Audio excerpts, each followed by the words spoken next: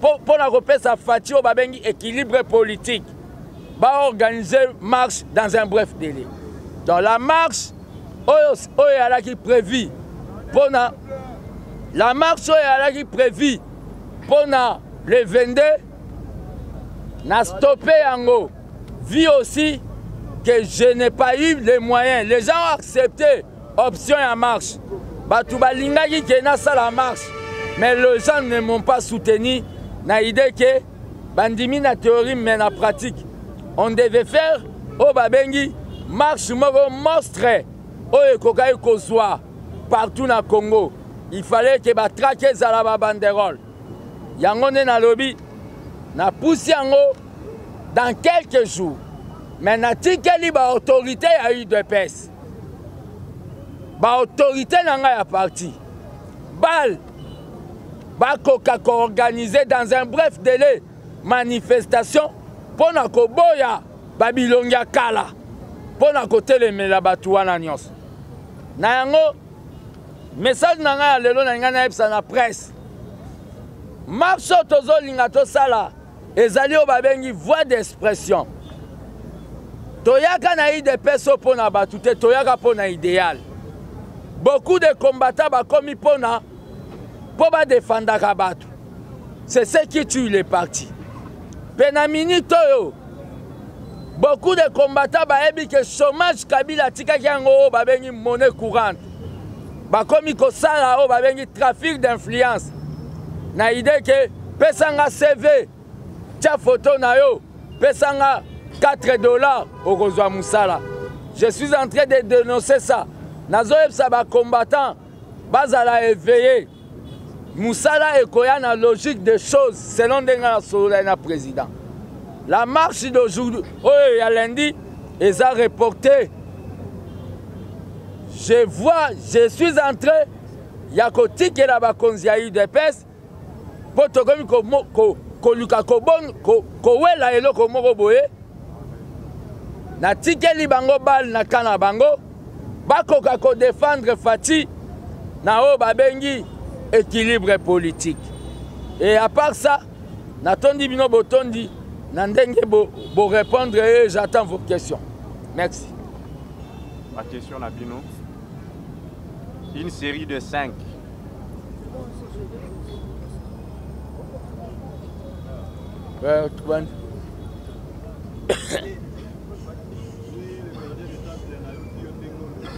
Chaîne, vous vous présentez quelle chaîne?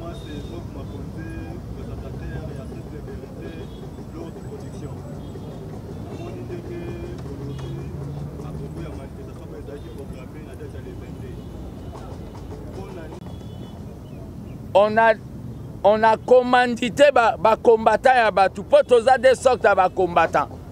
Les combattants à IDPS, les combattants à cadre. Oh, bakenda olia ba fufa ya malili na ba salon ya ba cadre. Ba sankara ya ba cadre. Ba commandité bango po ba kizenga. Kendenge na zabo na olinga na sala marche wana zumbongo ya FCC. Quand on veut noyer son chien, on l'accuse de rage. L'air nazwaki na tomboli politique ya président. Oeza ya réconciliation nationale. Pour cheval de bataille à Fati et à la réconciliation nationale. Nalobi Fayoulou, l'échec n'est pas le dernier mot de Dieu. C'est-à-dire, même en 2050, au Komaka président. Quand je dis ça, on m'a accusé de la mouka.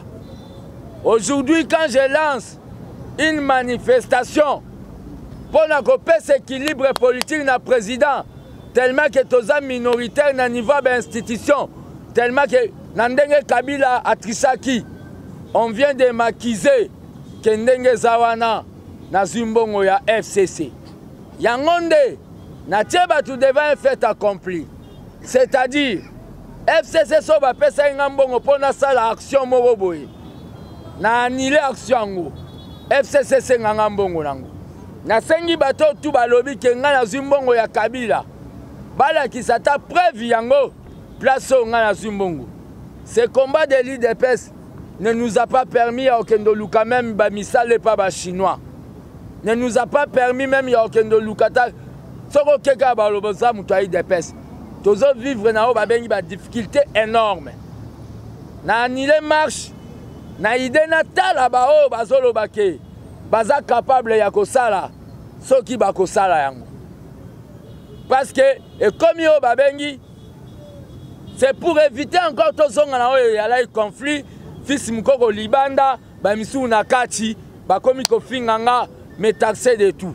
C'est pour cela, na annulé, pour na mona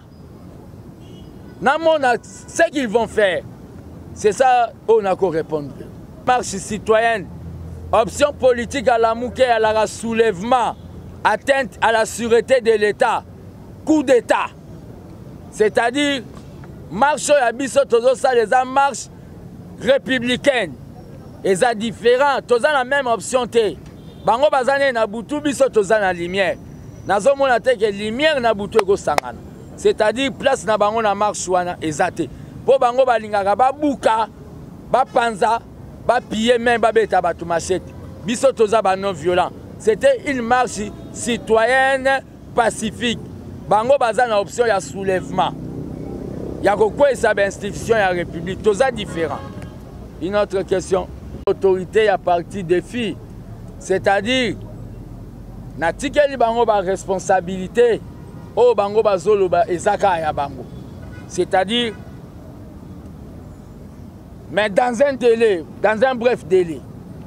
So ba vandi na ba bureau climatisé, moi je vais sortir comme gardien du temple, je vais lancer un mot d'ordre. Ça c'est un point. Question no mususu o tuninge zanini. IDPS c'est go tikala jamais. IDPS c'est endetté. IDPS c'est indivisible, les moko. Mais na kati ya IDPS ezali na oyo babengi une certaine manipulation. Une certaine manipulation ya ba combattant. Parce que baebi ke ba combattant baza na besoin ya boulot. Ba tout moko baza na ba signature. Ba komi kolinga ko intimider ba combattant. Ok, bazoye ba ke pona zo CV na yo. Il faut se comporter boy. Il faut mettre la nga maboko. Il faut komisanga nzambe. Ok, ba combattant de bazawana. Bazagu na besoin ya repesa CVT. Ba combattant CV na bango. Eza o babengi ba gaz, ba pine na bambango ba kima na kati ya Congo. Eza CV na bango. Ba komi kozwa bango na état ya faiblesse. À travers quelques batous, quelques présidents parlement debout, Oyo, déjà basui bango en otage. C'est ce que je suis en train de dire. Question non, monsieur Cézanne.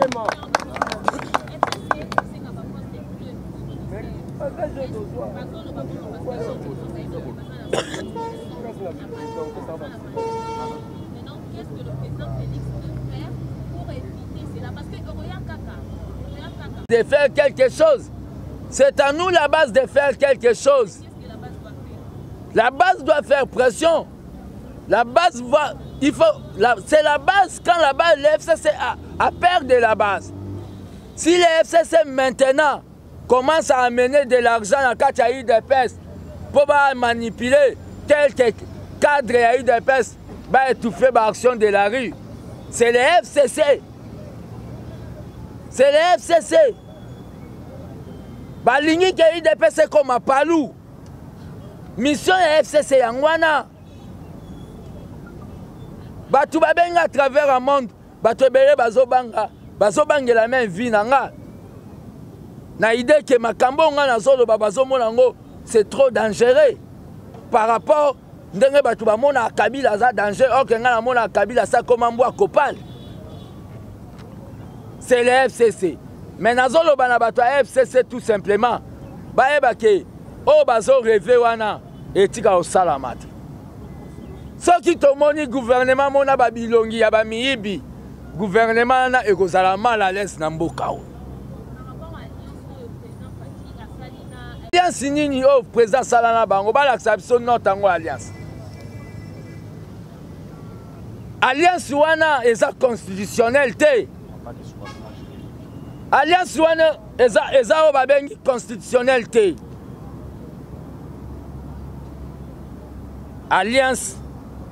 Tout le monde na Brazzaville. PCT na IPADES basala alliance. Mais l'air l'issouba bimisi gouvernement. Après si PCT, au babengi ministère à culture.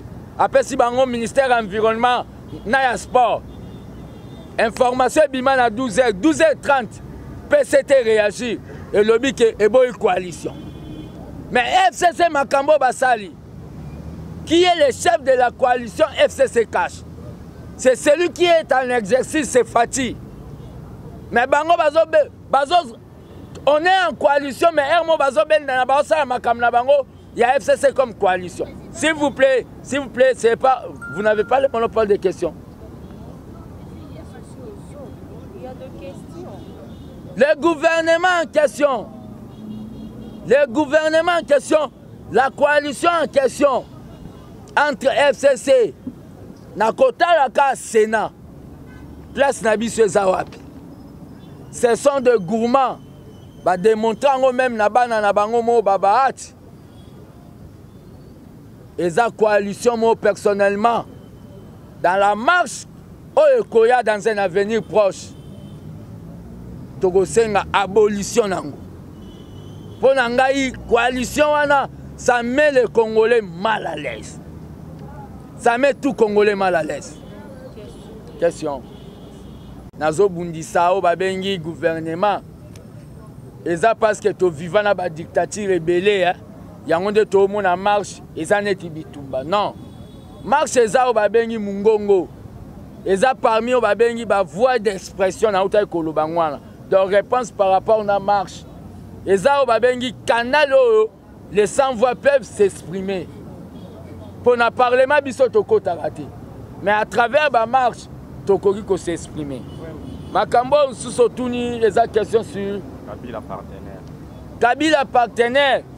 Fati alaki na bonne foi. Toko kakosa neti na ba Kenya ba monaka un ancien président.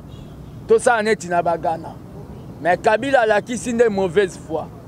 Nako bengo partenaire lelo mais son amoni ke ezo simbate. Bible loba ke batumi bale so ba otambola na nzela so simbate fo bakabwa. Wana za Bible. So tokomi kolinga kosala mutu makasi tokomibo. Kabila alakisi ke yazane partenaire na bisote. Il faut te prendre acte nango. To abolir makambo wana etali FCC Cash. Question na muso ya nini? Fils Mukoko, il paraît que le président de la République a bimisa gouvernement parce que moi je suis bloqué signature pour que le PDG va banda musala ata na kati ya liste au Kabila apesi pour qu'il a récompensé na ndenga bloqué Fati eza ya solo. Makambo ya mwasi ana zelo côté. Omoni mwasi wana parce que marche na lansaki le 22 ezalaki na ba multiforme. C'est-à-dire marche wana nga ekotisa na mwasi wana dedans. C'est pour cela que je regrette fort que Batou comprenne raté makamba politique ndenge kendaka. Président a bloqué le gouvernement. C'est Kabila qui veut avoir un poste pour aller ministre de la Justice, à la Sénat, à la Cour d'État constitutionnelle. Kabila a lingake, a un poste ya minene, ya intérieur pour maîtriser les soldats. Avant ça, Babiloro bazo sala ba côté ya ba est. Blocage ya Congo, et ça c'est Kabila.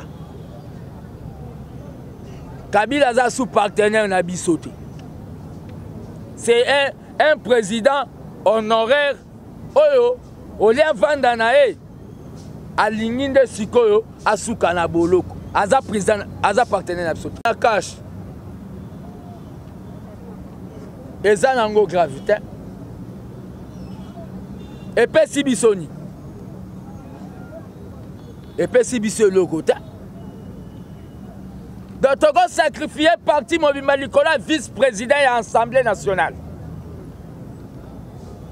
Donc, tu as sacrifié parti Mobimba Nicolas et poste à Jean-Marc Kaboum. Coalition égale, toi tu perds, moi aussi je perds. Aussi gouverneur, n'a vice. N'a gouverneur, yo vice. Et là, on y t'a gagné. Pourquoi pourquoi les combattants sont fanatiques? Et là, on dit que gagné dans Makambouana. Kabila, c'est un gourmand politique. Bakaya Babaati, c'est un gourmand politique. Coalition, on a vraiment. Même Zambenalo, la Lingana Ngouti. Merci. On a Fatiaza au-dessus de la justice. Au retour à Makamba Bosco, tant que ba crime économique. Kabila ndenga zana kukotanga ete Kabila égale le mal. Kabila égale Satan.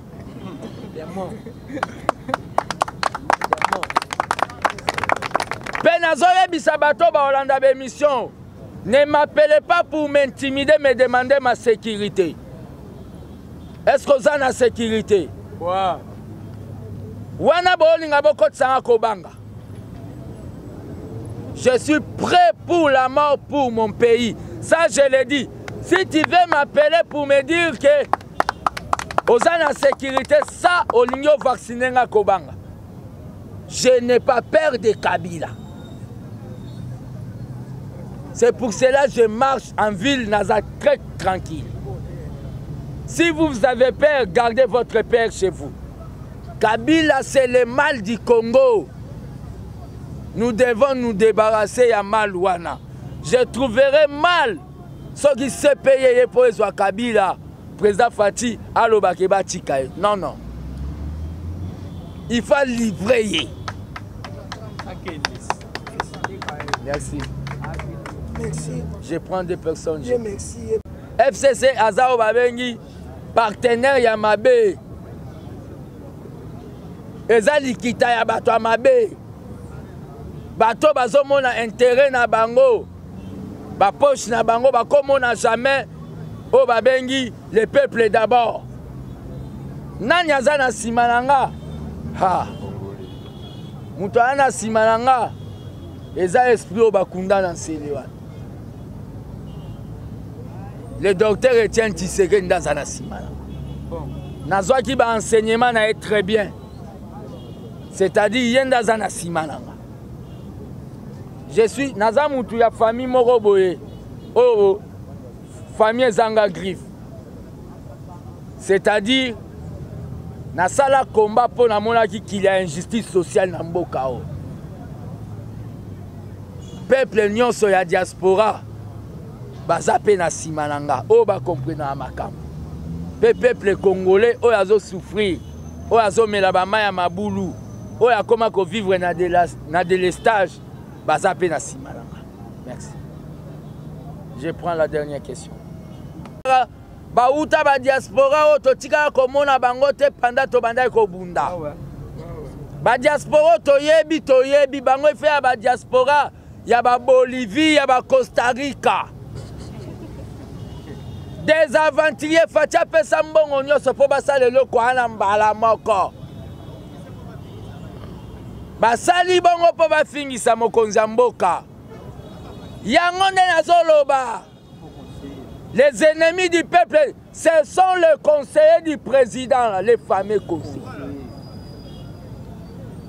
Marche lelo na reporté pour Natal ce que les responsables des l'IDPS vont faire. Beaucoup de marche même, il y a des boulonnages, il y a cabinet président. Bisoto Bunda te pour président de la République Kenda Abimarako. Ce sont des gens comme Kobeta, Yobeta 6, Beta 7, Toyi Bambongo à l'État. Je vais dévoiler tout ça bientôt. Bah conseiller. Dernière question. Tu es venu en retard. Soutenir l'idée au président Zobo ya Bilongi wana ya kala. Ya ba choko wana. Bilongi ya ba dinosaure. Miyibi. Marche objectif nangwana. Je ne comprends pas pourquoi les autres gens, ils ont commencé à combattre la marche dans les réseaux sociaux. Natiki Tanatango. Natiki Tanatande, tu serais dans l'Abana, laisser le temps au temps. Natala, s'ils vont faire quelque chose. na conclure lelo boye. Malheur na ba combattant IDPS partout dans le monde, oh bazo zelake, il faut pas ça bango mot d'ordre. Ceux qui to zelaki mot d'ordre.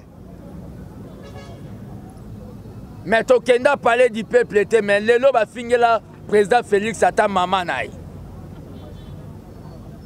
Mais to télémaki sans mot d'ordre. Depuis bato bazana signature bakotaki bureau basala mémorandum.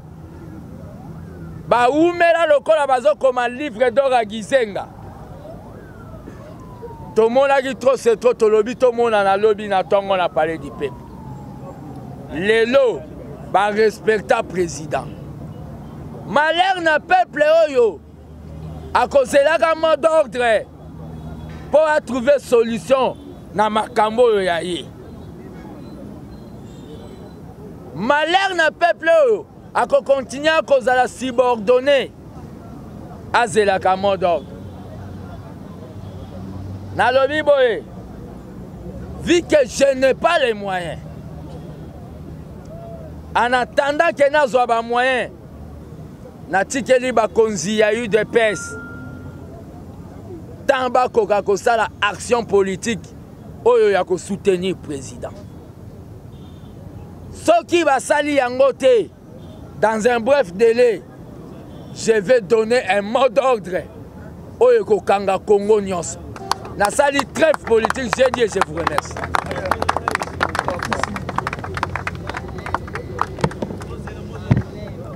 Venez des réactions si vous voulez. Hein. La réaction à voilà, dans Mboka, j'espère que je fais beaucoup la Silici, Maïo après, après Sabine Saki, j'espère que mon million par rapport à Maïo à nos leaders.